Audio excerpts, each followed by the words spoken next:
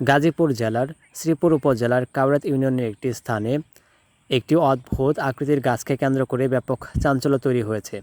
স্থানীয়ভাবে অনেকে একে জয়না গাছ বা অলিয়া গাছ বলে ডাকছেন। গাছটির বিশেষ গঠন এবং এর চারপাশ ঘিরে তৈরি হওয়া লোককথা সামাজিক মাধ্যমে ফেসবুক বা টিকটকে ছড়িয়ে পড়লে এটি রাতারাতি ভাইরাল হয়ে যায়। গাছটি ভাইরাল হওয়ার পেছনে মূলত তিনটি কারণ রয়েছে। প্রথমত, অদ্ভুত শারীরিক গঠন।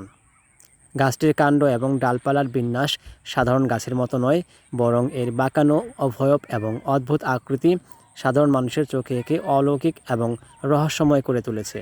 দ্বিতীয়ত, সামাজিক যোগাযোগ মাধ্যমের প্রভাব। স্থানীয় কন্টেন্ট ক্রিয়েটররা গাছটির ভিডিও ধারণ করে এবং রহস্যময় গাছ এবং জিনপরির গাছ শিরোনামে প্রচার করায় উৎসুক জনতার ভিড় বাড়তে থাকে। তৃতীয়ত, ধর্মীয় এবং লোকজ বিশ্বাস। অনেক দর্শনার্থী বিশ্বাস করেছেন এই গাছের কোনো বিশেষ গুণ রয়েছে। কেউ কেউ মানত করতে বা রোগমুক্তির আশায় গাছটিকে দেখতে আসছেন, যদিও এর কোনো বৈজ্ঞানিক ভিত্তি নেই। বর্তমানে এই স্থানটি একটি ছোটোখাটো পর্যটন কেন্দ্রে পরিণত হয়েছে। প্রতিদিন শত শত মানুষ দূর দূরান্ত থেকে গাছটিকে দেখতে আসছেন।